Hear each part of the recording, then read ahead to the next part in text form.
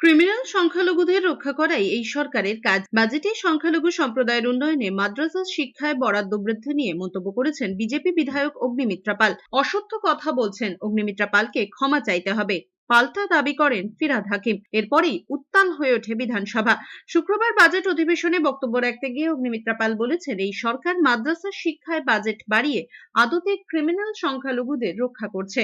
তিনি প্রশ্ন তুলেছেন, মাদ্রাসা পড়ার পরে কেন ডাক্তার ইঞ্জিনিয়ার হচ্ছে না। তিনি আরো বলেন, সংখ্যালঘু উন্নয়ন ও মাদ্রাসা শিক্ষায় বাজেটে বরাদ্দ 10% বেড়েছে। এটা সত্যি শিক্ষায় নাকি অনুপ্রবেশকারীদের বাঁচানোর লক্ষ্যে? সংখ্যালঘু উন্নয়ন মাদ্রাসা খাতে অনেক টাকা দেওয়া হয়েছে, কিন্তু দেওয়ার পরেও আজকে মাদ্রাসা থেকে যারা বেরোচ্ছে স্টুডেন্টস, তারা ডাক্তার ইঞ্জিনিয়ার আইএএস আইএফএস হচ্ছে না। সংখ্যালঘুদের ব্যবহার করে ভোট ব্যাংকের জন্য আপনারা তাদেরকে ক্রিমিনাল বানাচ্ছেন। এটা তো সত্যি কথা।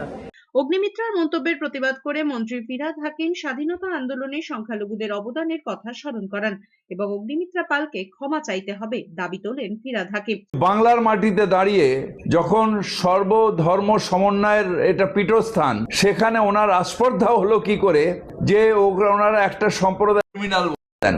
ওনাদের ডাবল ইঞ্জিন সরকার যেখানে আছে রকম অত্যাচার করতে পারেন, কিন্তু এটা বাংলার মাটি, এখানে হয় না। বহু স্বাধীনতা সংগ্রামী যারা মুসলিম সম্প্রদায় থেকে এসছেন, কিন্তু ভারতীয় হিসেবে লড়াই করে তারা প্রাণ দিয়েছেন ভারত মায়ের জন্য।